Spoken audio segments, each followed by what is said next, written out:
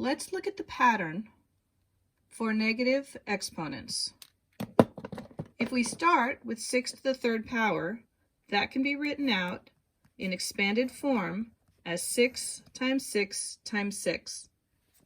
In simplified form, 6 to the third power is 216.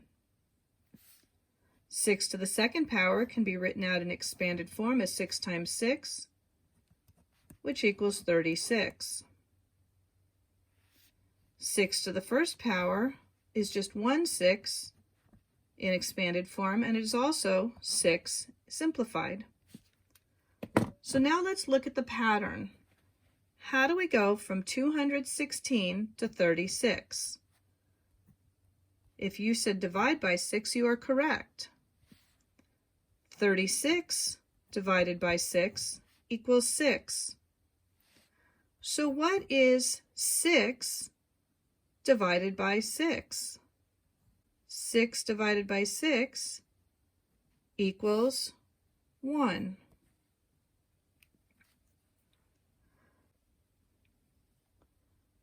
So again, 6 divided by 6 equals 1.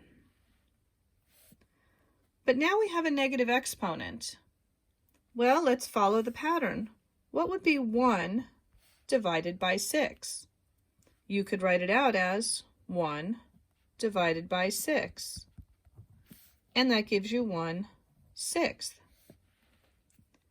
Well, let's divide by 6 again. And I'm going to write it out in longer version over here. I could do 1/6 divided by 6, which is equal to 1/6 times 1/6. So indeed, 6 to the negative 2 power is actually 1/6 times 1/6, which simplified equals 1/36. So now if we continue on to 6 to the negative third power, again we can divide by 6. If I write it out longhand, it would be 1/36 divided by 6, which is equal to 1/36 times 1/6. Remember, when you divide fractions, you actually multiply by the reciprocal.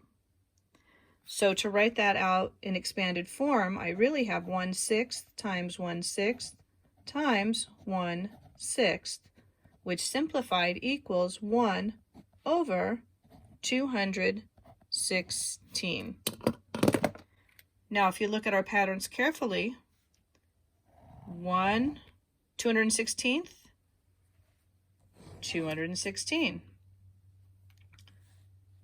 6 to the positive third power, 6 to the negative third power. 6 to the second power equals 36. 6 to the negative second power is 1/36. And the pattern continues.